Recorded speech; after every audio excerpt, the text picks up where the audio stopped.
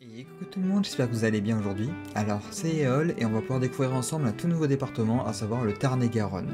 Qui dit nouveau département dit 5 nouvelles histoires que l'on va pouvoir voir ensemble. Et on commence dès maintenant avec la suite d'une légende qu'on a déjà vue par le passé. Allez, c'est parti.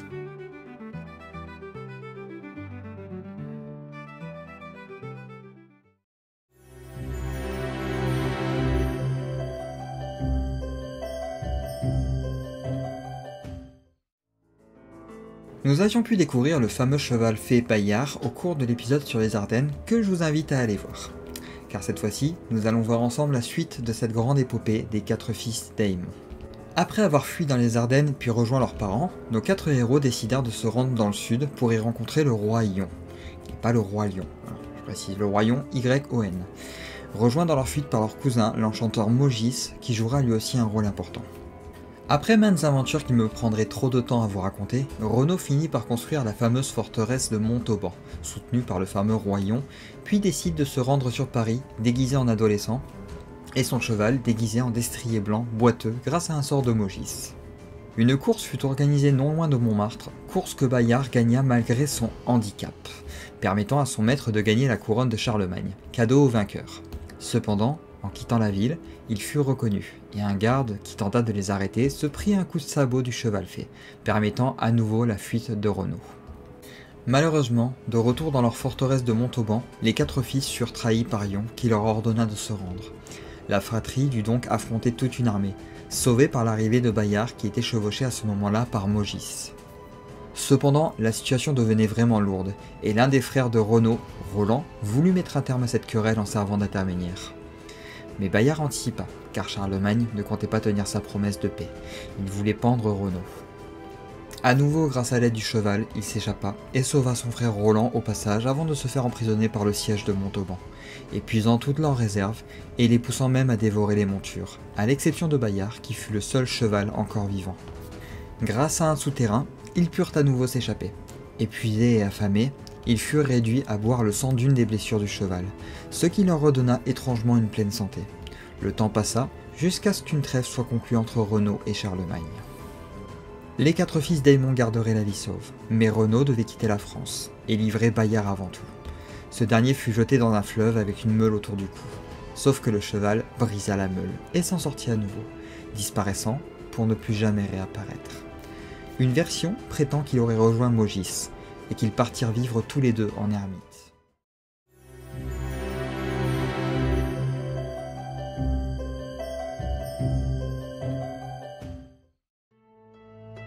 Aujourd'hui nous allons parler de fantômes, et ce sera bel et bien 2 pour le prix d'un. Autant pour les fantômes que pour les châteaux d'ailleurs, car il existe 2 châteaux de Bruniquel. Un vieux et un moins vieux, ça se dit ? Quoi qu'il en soit, ce n'est pas si important, car c'est bien sur l'ancien château que se portera toute notre attention. Comme d'habitude, avant de vous parler du fantôme en lui-même, je me dois de vous parler de la personne de son vivant. La légende attribue la construction du vieux château à une dame portant le nom de Brunehaut, ou Brunehilde, ayant vécu de 547 à 613. Je vous invite d'ailleurs à découvrir son histoire assez intéressante via le lien en description, car nous de notre côté ne ferons qu'en effleurer la surface. Brunehaut était une princesse de l'Espagne wisigoth, qui deviendra par la suite une reine des Francs après avoir épousé le roi de Metz, Sigebert Ier, en plus de régner pendant au moins 33 ans sur un royaume mérovingien, la Burgondie. Autant dire qu'elle ne changeait pas les assiettes pour fromage. Quoi qu'il en soit, ce fut une grande dame qui devint célèbre pour sa rivalité avec une autre reine du nom de Frédégonde, rivalité qui apportera un bon nombre d'assassinats.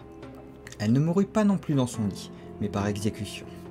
Depuis, la légende raconte que son fantôme hante les couloirs du château de Bruniquel, en compagnie d'une autre personnalité. Et j'avoue que même votre serviteur se demande pourquoi. Mais bon, parfois chercher une logique dans nos histoires serait incongru. Ce fantôme serait Romy Schneider, une actrice des années 1950 à 1990 environ, qui aurait participé à un tournage dans le château de Bruniquel, un film s'appelant Le Vieux Fusil. Une actrice qui a eu un grand palmarès, que ce soit en termes de film ou en termes de récompenses.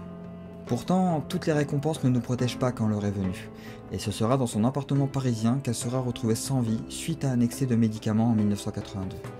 Mais là encore, un doute demeure quant à une cause plus naturelle. Dans tous les cas, paix aux âmes de ces 2 femmes. Et là, autant dire que la rumeur des 2 fantômes devient alors assez étrange. Pourquoi hante-t-elle le château de Bruniquel en particulier? Pour être honnête, je l'ignore. Mais c'est aussi ce qui fait le charme de nos histoires, non? La petite part d'ombre, dont les réponses demeurent toujours hors de portée.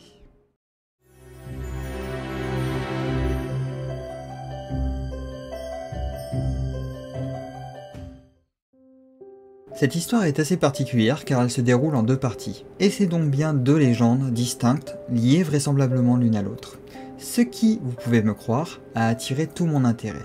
La première histoire se déroule bien avant la construction de la fameuse chapelle de Lacapelle-Livron, où nous apprenons qu'un dragon terrorisait la région. Il en avait fait son territoire, et son antre se trouvait au fin fond de la vallée. Pourtant, un chevalier vint au secours des habitants, le chevalier de Lagardelle, qui était issu d'une ancienne famille de Caélus. L'homme se prépara soigneusement à affronter la bête et pria pour sa victoire devant l'autel de Notre-Dame. Après un intense combat, l'homme finit par en sortir victorieux, ce qui délivra la région. Les habitants furent donc bien décidés à construire une chapelle, la fameuse chapelle de Lacapelle-Livron. Fait historique, il y avait bien une famille de Lagardelle à Caélus jusqu'en 1868. Le chevalier aurait potentiellement pu être un templier. Mais revenons sur notre fameuse chapelle, car si les circonstances de sa naissance furent plutôt inhabituelles, sa construction elle aussi fut marquée par des faits que l'on peut qualifier d'inattendus, car des miracles se produisirent. Les habitants avaient voulu initialement construire la chapelle sur une hauteur qui dominait le vallon, et c'est ainsi que la construction commença. Les travaux avançaient dans la journée, mais une fois le lendemain, il n'y avait plus aucune trace de la future chapelle à l'emplacement prévu. Car durant la nuit, on ne sait comment, toute la construction avait changé de place et s'était retrouvée dans le creux du Val, laissant les architectes et autres travailleurs quelque peu surpris. Et je dis quelque peu pour ne pas dire particulièrement très surpris, bien sûr. On attribua ce déplacement miraculeux aux anges, guidés par la Vierge elle-même qui choisit cet emplacement, celui-là même où le dragon avait été terrassé, non loin de son antre, à côté du sentier qui porte le nom de Chemin des Anges encore aujourd'hui. C'est ainsi que les deux légendes se rejoignent, liées par un curieux fait. Cela dit, comme toujours, difficile de dénouer le vrai du faux, et n'en demeure que les histoires qui donnent une origine bien plus mythique au lieu que nous pouvons connaître. La modeste chapelle de Lacapelle-Livron fait donc partie de ces lieux, de par ces légendes, bien évidemment.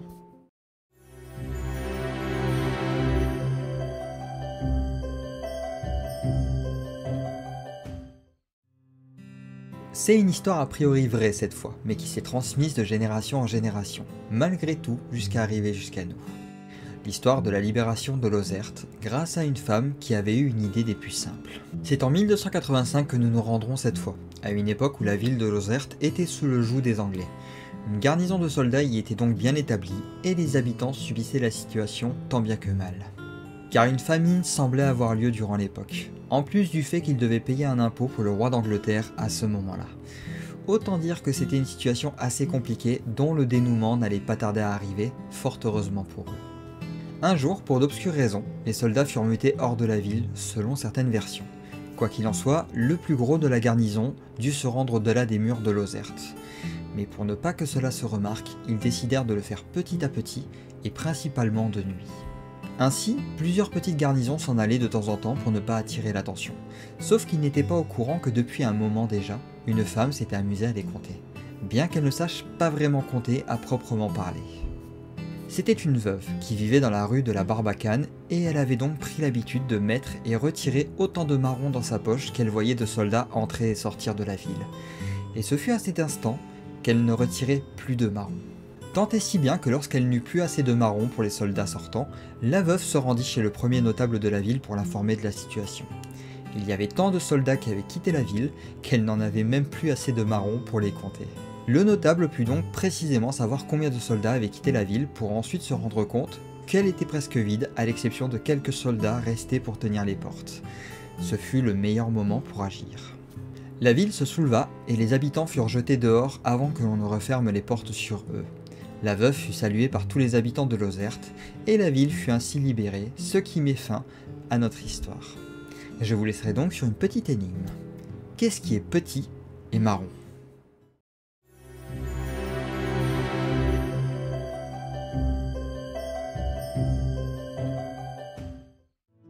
Aujourd'hui, c'est une histoire qui mêle un trésor avec une créature un peu inédite, le drac. Mais ne vous fiez pas à ce nom trompeur, rien à voir avec une sorte de lézard volant portant le même nom, et que nous pourrons peut-être voir dans le futur.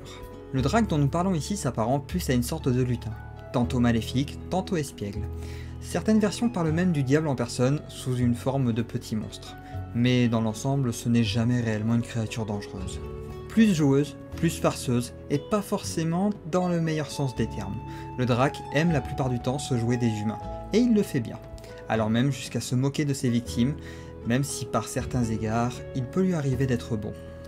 Dans notre histoire, je vous ai aussi dit qu'il y aurait un trésor, et c'est bien le cas, car même si on ignore à l'heure actuelle s'il s'agirait d'un coup du drac de Saint-Sardos, une rumeur court sur la présence d'un trésor. Il serait issu des richesses de l'abbaye de Grand-Selve, qui en son temps aura connu un enrichissement tel qu'elle en devint l'abbaye la plus riche de Gascogne, dans le plus humble des cas. Certains diront même de tout le sud de la France, mais ce n'est pas le sujet. Car aujourd'hui, ce n'est plus le cas. En effet, entre les guerres et les révolutions, le trésor fut pillé et a presque disparu. Une partie en témoigne encore, bien conservé en sécurité, pendant que le reste demeure introuvable. Il se dit que l'abbé Alexandre de Farnèse aurait trouvé une cachette où serait dissimulé un coffre rempli de richesses de cette abbaye, mais personne ne semble avoir réussi à le retrouver depuis, si tant est qu'il existe vraiment. Mais pour notre histoire, c'est là que le lutin Doc ou Dossé, le drac, intervient.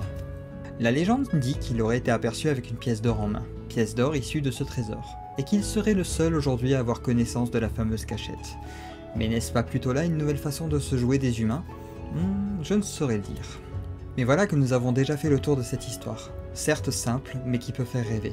Ajoutons à cela un nouveau trésor perdu de la France et une nouvelle créature de notre bestiaire local. Mais bien évidemment, dans notre cas, je rappelle que ce n'est qu'une légende.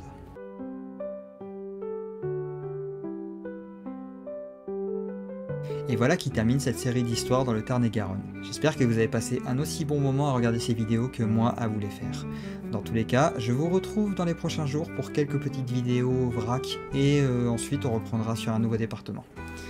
D'ici là, je vous dis passez une bonne fin de journée, portez-vous bien et à très vite.